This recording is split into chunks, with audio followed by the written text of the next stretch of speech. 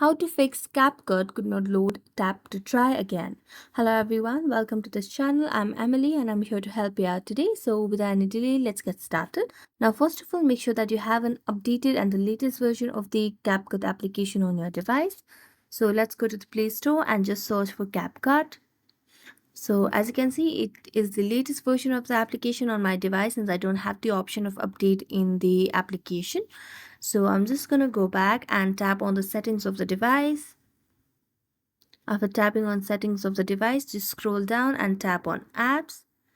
Then tap on manage apps. And then you'll be able to see the application on the app list. Now you can just scroll down and find the CapCut application on your device.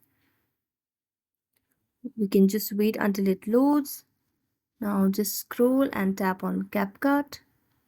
Now you can see the option of clear data. Tap on that, then clear cache. Okay. Tap on app permission and make sure that you have toggled on the options of files and media, microphone and camera as well. And there you go. This might definitely help you solve your issue. So thank you so much for watching this video. If you enjoyed it, don't forget to like, subscribe and hit the bell notification for more updates. That's it for today. See you next time. Now first of all, go to the Play Store application and make sure that you have an updated version of the Snapchat application on your device. So let's go and search for the Snapchat application. So as you can see, the app is updated to its latest version on my device. So I'm going to tap on open. Now make sure that you're logged into your account. After that, in order to do a boomerang on Snapchat, what you have to do is you need to click at least a 1-second video over here. So I'm just going to click on our video over here.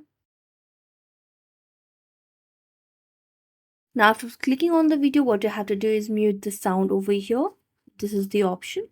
So just mute the sound, and to create a boomerang effect, what you have to do is tap on this icon at the very bottom of the menu bar and you'll be given the option of tap for more. So just keep on tapping.